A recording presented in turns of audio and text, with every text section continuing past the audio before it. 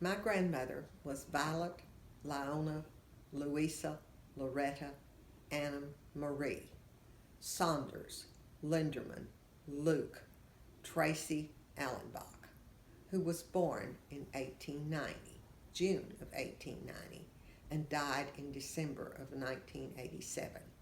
I remember her well, especially since I ended up as her guardian. Now, the last man she was legally married to was George Allenbach. He died in 1948, leaving her a widow at 58. And she looked still very young. And she went to work as she had worked once before as a professional cook. She got sick, and her room was in a basement, a very damp basement, and she ended up with pneumonia. And as she was lying in her narrow little cot reading a magazine, she saw an advertisement for nurses, for LPNs, she called them, licensed practical nurses, in Evanston, Illinois. But the part that bothered her is they could not be more than 50 years of age. So she sat down and she wrote a letter, and she claimed to be 49 years old when she was actually by this time 59 years old. And she was accepted into their training. And so she quit her job as a cook. She moved to Evanston, Illinois, and she went to work and in school for a place called the Presbyterian Home, where she learned to be a licensed practical nurse. The training in those days was only 10 months, but she was paid as well as working. So she began to save her money. And for 10 years, 11 years, anyway, up until the age of 72, she worked as an LPN in a nursing home. It was not a job that she particularly enjoyed because the people would be out of their minds. And she told me one story about this lady who was in a bed that was like a large crib, and that she would poop her pants, and that she would make balls out of it and spread it all up and down the edge of her bed. And it just grossed her out. And I guess what goes around comes around, because grandmother's mind slowly went away from her, and she ended up spending 10 years in a nursing home. So actually, she spent over 20 years in a nursing home, 12 of them as a nurse and 10 of them as a patient. She lived to be 97 and a half years old. But after she nursed there in Evanston, is that where the nursing home was? Yes. She worked for families. Okay, after she, are you still recording? I'm still, yes. Okay. She retired, and she told them she was 62. She was actually 72. She moved to La Center, Kentucky, rented a house, and brought her brother Grover home from Kansas. And she lived with him there for less than a year. She had no car, and so she was dependent on Daddy to drive from Blandville to La Center to get her to take her for groceries and everything. And she was stuck out on a highway, and there was no place to go and nothing to do. And she was bored out of her mind after having been very active all those years. So she made a decision. She shipped her brother back to Kansas.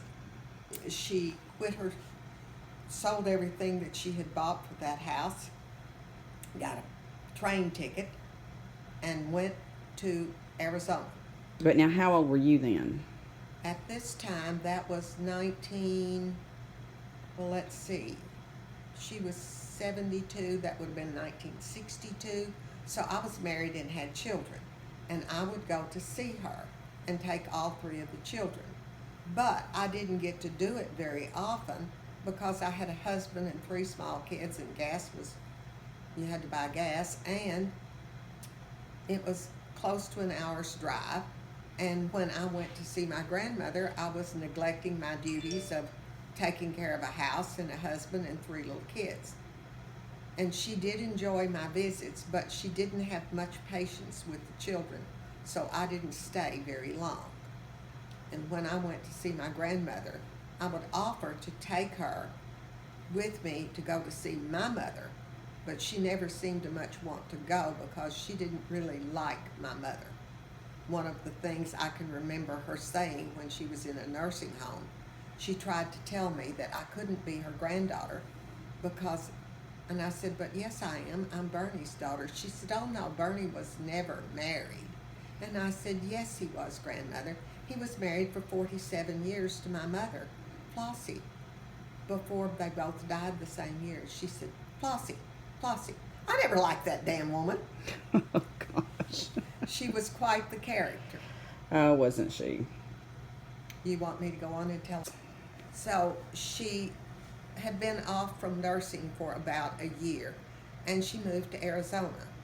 And she answered an ad. She was in Tucson, which is one of the hottest, most miserable little desert towns in the world, as I recall. And she answered an ad to help take care of this elderly couple who lived in Phoenix. So she went up to Phoenix. She was interviewed, and they thought she was wonderful. My grandmother could really put on a good interview, and they hired her. And so she lived in their home and worked for them for a long time. They had a lovely home.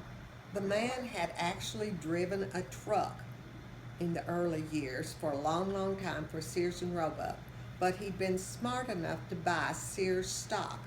And for years, Sears stock went up, up, up, up. And when he decided to retire, he kept some of his stock, but most of his stock he sold. And he sold at one of the high water marks of Sears history. And so he invested his money and ended up being quite well off. So for many years, grandmother worked for them in this lovely home where they had a private swimming pool and they were just fine. But the old lady died, and an interesting part about the old lady and the old man was that grandmother was actually older than they were, but she never told them the truth about that. She went ahead telling them that she was 10 And based years on me younger. doing genealogy, she never told the truth about a lot of things to a lot of people. It's so hard to catch this woman. Well, this woman was apparently quite the character, Oh, Lordy. and I never knew how much of what she told me was true and how much of it was managed news. Yeah.